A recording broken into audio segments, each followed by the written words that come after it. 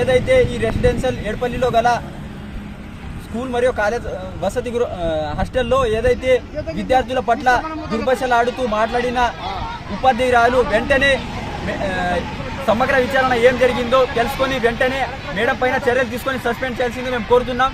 విద్యార్థుల పట్ల ఏది పడితే అది దుర్భాషలాడుతూ వేరే పదజాలంతో మాటలు అనడం సరికాదని, విద్యార్థులకు ఉపాధ్యాయురాలు అంటే పాఠాలు చెప్పే గురువే ఎలా అంటే అలా మాటలు అనడం సరికాదని మేము విద్యార్థి సంఘంగా ప్రశ్నిస్తూ ఉన్నాం. వెంటనే ఇక్కడ ఉన్న ఇంత సంగతి జరిగినా కూడా ప్రిన్సిపల్ విద్యార్థి సంఘాలకు ఏం జరిగిందో తెలుసుకోవాలని వస్తే ప్రిన్సిపల్ లోపలికి అనుమతించకపోవడం, అలాగే ప్రెస్ వాళ్ళు వచ్చిన వాళ్ళకు కూడా లోపలికి అనుమతించకపోవడం, ఎవరైనా పేరెంట్స్ వస్తే కూడా ఏం జరిగిందో అని వాళ్ళకు కూడా లోపలికి పంపించకపోవడం ఇది చాలా బాధాకరం. వెంటనే ఇక్కడ ఏం జరిగిందో ప్రిన్సిపల్ యొక్క దుర్భాషలాడుతూ విద్యార్థులను ఏదైతే అనరాని మాటలు అన్నారో వెంటనే సమగ్ర విచారణ జరిపి ప్రిన్సిపల్ పైన కూడా కఠిన చర్యలు తీసుకోవాలి.